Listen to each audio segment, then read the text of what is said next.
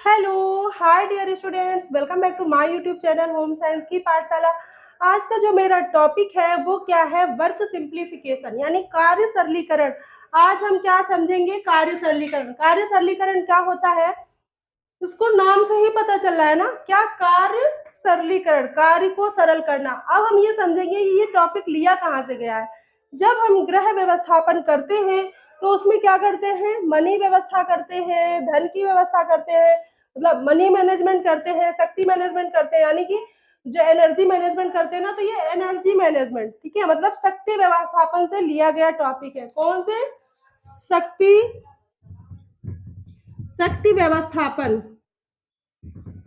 शक्ति व्यवस्थापन से लिया गया टॉपिक है कार्य सरलीकरण। मतलब जब हम शक्ति की व्यवस्था करते हैं, अपनी एनर्जी को कितने कम खर्च करके हम कितना उत्तम कार्य कर सकते हैं, जब हम इस चीज की व्यवस्था करते हैं ना, तो वहां पे आता है कार्य सरलीकरण। कार्य को हम कितने सरल तरीके से कर सकते हैं। कार्य सरलीकरण का क्या मतलब हुआ, कार्य को कितने सरल तरीके से किया जा सके, इसको हम एक परिभाषा से समझेंगे।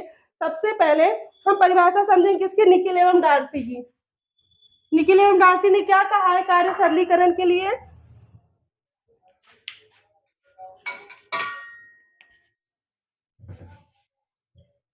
निखिल एवं डार्सी, निखिल एवं डार्सी का हम अगर देखेंगे तो इन्होंने क्या कहा है, कार्य को सरल, जब हम कार्य को सरल करते हैं ना, कार्य सरलीकरण क्या हुआ, जब हम कार्य को सरल करते हैं, सरल तरीके से करते हैं, तो इन्होंने निखिल एवं डार्सी ने क्या कहा है, कार्य सरलीकरण का अर्थ होता है कार्य करने को सबसे आसान, कार्य को सरल बनाने के लिए कार्य को करने की सबसे आसान, सबसे आसान सरल, मतलब जो कार्य करने की जो एक ललक है वो कैसी होनी चाहिए, कार्य करने का जो क्रम है वो कैसा होना चाहिए, सरल होना चाहिए, आसान होना चाहिए, और क्या, शीघ्र विधि की सचेतता पूर्वक खोज करना है। क्या है, सरल एवं शीघ्र विधि की, सरल एवं शीघ्र विधि की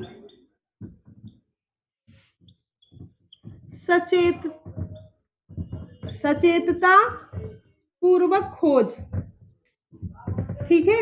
इन्होंने क्या कहा है कि जब हम किसी कार्य को करते हैं, किसी को को करते हैं, कार्य को करने के लिए उसके सबसे आसान, सबसे मतलब सबसे आसान, सबसे सरल एवं शीघ्र विधि, कितनी जल्दी वो कार्य हो जाए उसकी सचेतता पूर्वक की गई जो खोज है वही होती है कार्य सरलीकरण। ये डेफिनेशन बहुत बार पूछी गई है कि ये किसने कहा है, ये डेफिनेशन दी जाएगी आपको, और ये किसने कहा है, तो निखिल एवं डार्सी ने कहा है। ये कार्य सरलीकरण से रिलेटेड है। इन्होंने क्या कहा है, कार्य करने की सबसे आसान, फिर सरल होनी चाहिए, मतलब वो आसान होनी चाहिए, सरल होनी चाहिए और शीघ्र होनी चाहिए। शीघ्र कार्य करने की जो सचेतता पूर्वक खोज है वही होता है कार्य सरलीकरण। तो क्लियर हुआ कार्य सरलीकरण क्या होता है, जब हम किसी कार्य को सबसे आसान एवं सरल एवं शीघ्र करने के लिए जो योजना बनाते हैं वही होती है कार्य सरलीकरण, ठीक है। राजमल पी देवदास ने क्या कहा है, किसी भी कार्य को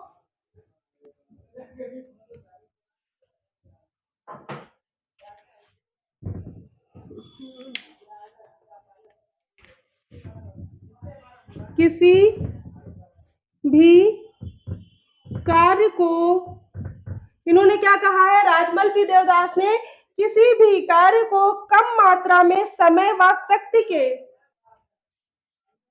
कम मात्रा में समय, समय व शक्ति के उपयोग, समय व शक्ति के उपयोग के द्वारा करने की तकनीक को, उपयोग के द्वारा करने की तकनीक को,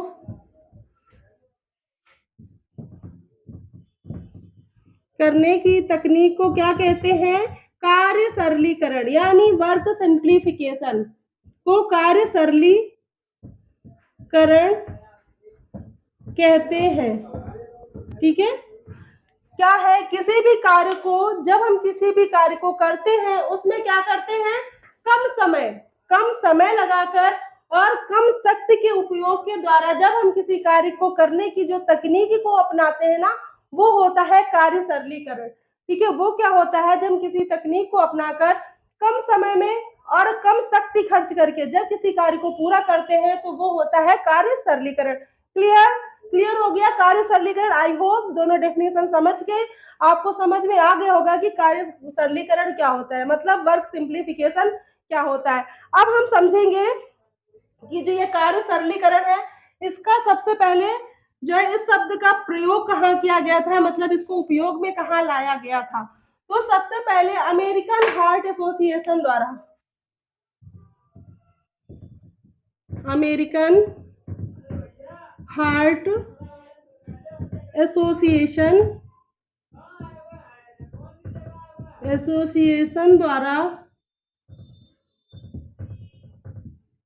एसोसिएशन द्वारा क्या किया गया था, ये योजना बनाई गई थी किसके लिए, अपंग महिलाओं के लिए। यहाँ पे लिखिए अपंग महिलाओं के लिए,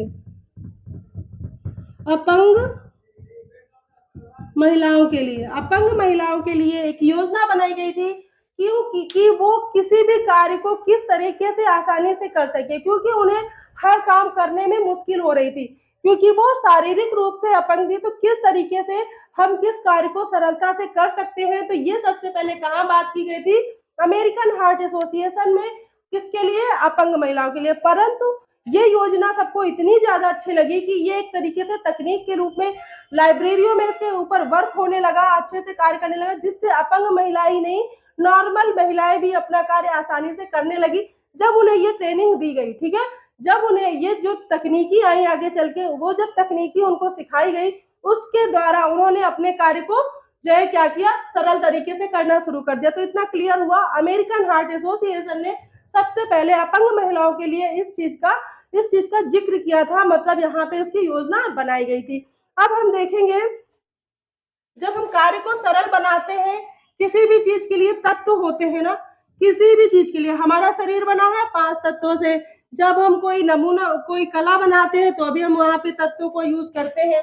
मतलब तत्व जो जिन चीजों से जो चीज बना होता है, जिस चीज से मिलके जो चीज बना है ना, तो वो अलग अलग जब कर दिए जाते हैं तो वो होते हैं तत्व। तो जो कार्य सरलीकरण होता है, उसके जो तत्व है उसमें कौन कौन शामिल होता है, तो हम तत्व समझेंगे यहाँ पे। ठीक है, कार्य सरलीकरण के तत्व, मतलब जब हम कार्य को सरल बनाते हैं तो वहां पे कौन कौन से तत्व शामिल होते हैं।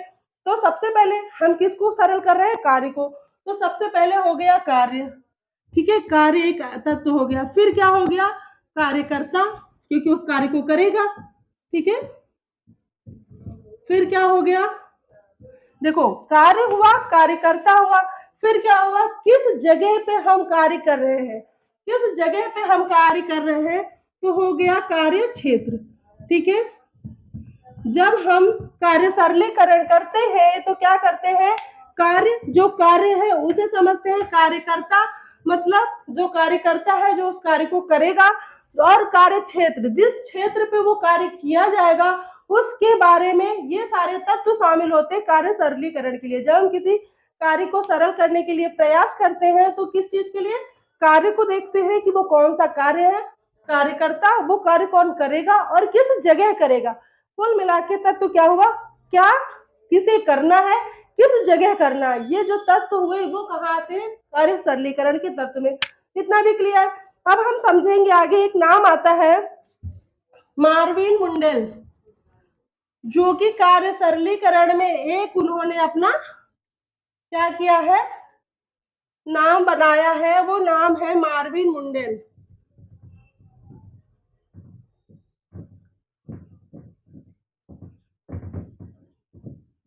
मार्विन मुंडेल कौन है, इन्होंने क्या किया है, कार्य सरलीकरण पे बहुत ही ज्यादा कार्य करके क्या बताया है, इन्होंने 5 वर्ग दिए, इन्होंने परिवर्तन के 5 वर्ग दिए। इन्होंने कहा अगर इन 5 चीजों में परिवर्तन कर दिया जाए, इन 5 चीजों में अगर परिवर्तन कर दिया जाए तो क्या होगा, कार्य सरल किया जा सकता है, कार्य को आसानी से सरल किया जा सकता है। तो इन्होंने जो 5 वर्ग दिए हैं, अगर आपसे पूछा जा रहा है परिवर्तन के वर्ग, 5 परिवर्तन के वर्ग, ठीक है, और वो परिवर्तन किन किन चीजों में होगा वो देखेंगे हम। कितने वर्ग हैं परिवर्तन के? 5। ये ध्यान रखना है, मार्विन मुंडेल ने 5 परिवर्तन के वर्ग दिए है ना। कितने दिए? 5। ये क्वेश्चन पूछा जाता है, परिवर्तन के वर्ग किसने दिए? तो मार्विन मुंडेल ने। कितने दिए? तो 5 दिए। और जो है उनके क्रम में रखने को आता है, एक क्रम में रखिए। उन्होंने सबसे पहले क्या कहा है? शरीर की स्थिति, पहला वर्ग इन्होंने क्या कहा है? शरीर की स्थिति संख्या, ठीक है, मतलब जो शरीर है उसकी जो स्थिति है उसमें अगर परिवर्तन कर दिया जाए, संख्या में परिवर्तन कर दिया जाए, और गति के प्रकार में, ठीक है, गति के प्रकार में अगर परिवर्तन कर दिया जाए तो किसी भी कार्य को सरल बनाया जा सकता है। उसके बाद उन्होंने क्या कहा है? औजारों और कार्य व्यवस्था, औजारों, कार्य व्यवस्था, मतलब जो औजार है, कार्य व्यवस्था है, मतलब जिस कार्य को हम कर रहे हैं किस व्यवस्था से कर रहे हैं, ठीक है, और उपकरण या फिर उपकरण, उपकरण में परिवर्तन कर दिया जाए, ठीक है, या फिर उपकरण में परिवर्तन कर दिया जाए। इन्होंने क्या कहा है? शरीर की स्थिति, संख्या, गति के प्रकार में परिवर्तन कर दिया जाए, औजारों, कार्य व्यवस्था या उपकरण में अगर परिवर्तन कर दिया जाए। फिर कैसा है? उत्पाद क्रम में परिवर्तन कर दिया जाए, उत्पाद क्रम में परिवर्तन, मतलब किस क्रम से किया जा रहा है उसमें परिवर्तन कर दिया जाए, ठीक है, और किस में परिवर्तन कर दिया जाए? और परिवर्तन किया जाए तैयार उत्पाद में परिवर्तन,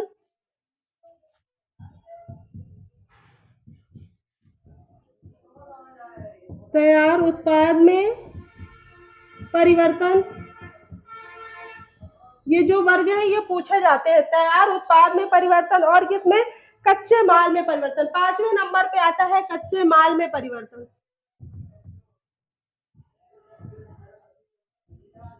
कच्चे माल में परिवर्तन, इन्होंने 5 परिवर्तन के जब वर्ग दिए ना, इन्होंने क्या बताया? मार्विन मुंडेल ने कहा कि अगर 5 चीजों में परिवर्तन कर दिया जाए तो कार्य को आसानी से किया जा सकता है। इसे क्रम में रखने को पूछा जाता है।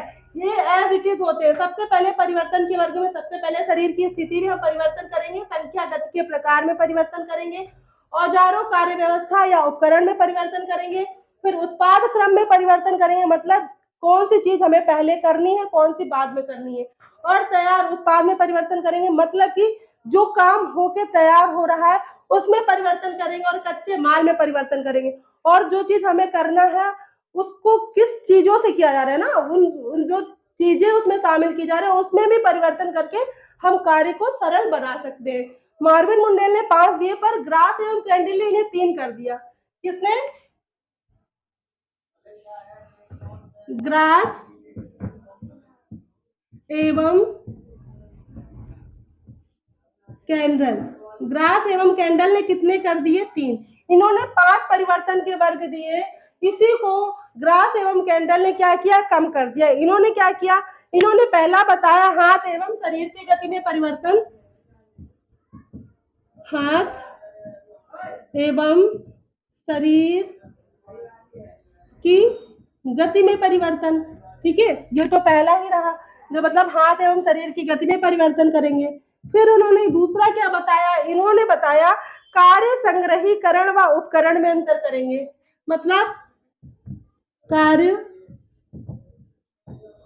संग्रहीकरण व उपकरण, उपकरण में अंतर करेंगे। इन्होंने क्या बताया? हाथ एवं शरीर की गति में परिवर्तन करेंगे, कार्य संग्रहीकरण एवं उपकरण में परिवर्तन करेंगे, और काय में करेंगे? उत्पादों में परिवर्तन करेंगे।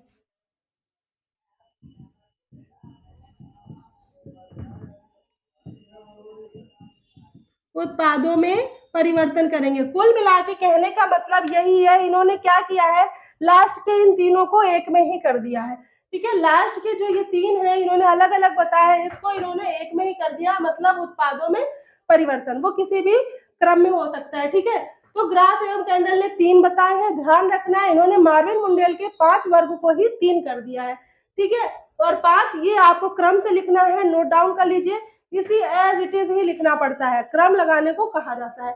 तो मार्विन मुंडेल ने दिया। और एक चीज और यहाँ पे मोस्ट इंपॉर्टेंट बात है कि मुंडेल, मार्विन मुंडेल, आपको पूरा नाम याद रखना है, क्योंकि पेपर में क्या करते हैं, मार्विन की जगह वर्ड चेंज करके मुंडेल 2 जगह लिख देते हैं, आपको उसमें से पहचानना होता है।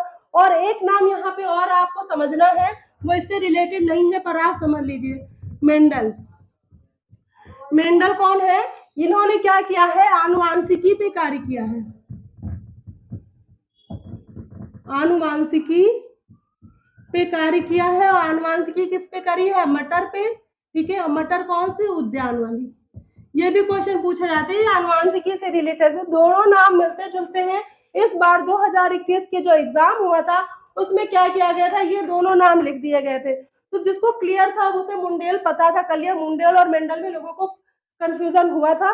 ठीक है, तो ये आपको पूरा समझ के रखना है। मेंडल आनुवांशिकी के लिए है और इन्होंने मटर पे जो है अपनी खोज की थी, और मटर कौन सी थी? उद्यान मटर थी। और मार्विन मुंडेल को हम कार्य सरलीकरण से जोड़ के रखेंगे। ठीक है, इतना क्लियर हुआ? इतना क्लियर हो गया ना कि मार्विन मुंडेल ने परिवर्तन के वर्ग दिए। इतना क्लियर? अब आगे देखते हैं।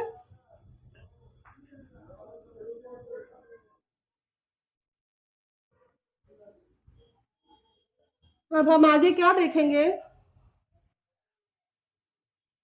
पहुंच एरिया। ठीक है, क्या आप देखेंगे? वर्क एरिया ऑफ रीच, ये पूछा जाता है,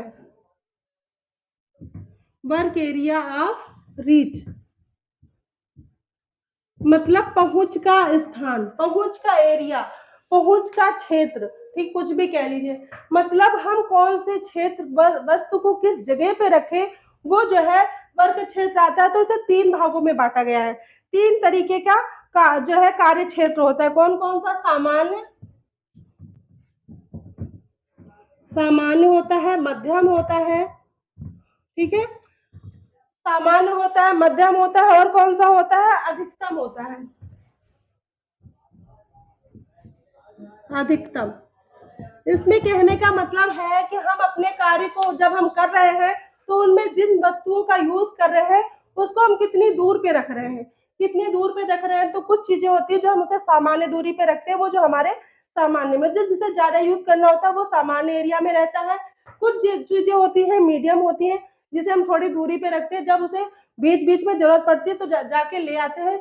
और एक होता है अधिकतम, जो ज्यादा दूर होता है, ज्यादा ऊंचा होता है, जिससे हम क्या करते हैं, जब हमें बहुत ही ज्यादा आवश्यकता होती है वहां पे हम ऐसी चीजें रखते हैं जिसका यूज हमें बहुत ज्यादा देर में होता है, ज्यादा दिनों में होता है। ठीक है, तो जो सामान्य होता है इसका जो है दूरी पूछी जाती है, जो सामान्य पहुंच है वो कितनी होती है। तो यहाँ आपको लिखना है 85 से 90 सेंटीमीटर। ठीक है, 85 से 90 सेंटीमीटर ये पूछा जाता है, इंपॉर्टेंट है, बहुत इंपॉर्टेंट। आपको बताया जाएगा जो सामान्य रीच ऑफ एरिया है उसकी जो है माप लिखिए, तो कितना हो गया? 85 से 90 सेंटीमीटर। और जो मीडियम होता है वो 145 सेंटीमीटर। ठीक है, 145 सेंटीमीटर होता है। और इसके बाद होता है जो अधिकतम पहुंच एरिया होता है वो होता है 215 सेंटीमीटर। ठीक है, 215 सेंटीमीटर होता है। तो इतना क्लियर।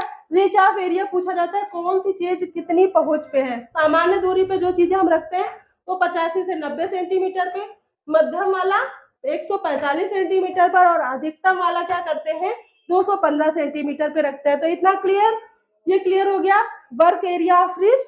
ठीक है, अब हम समझेंगे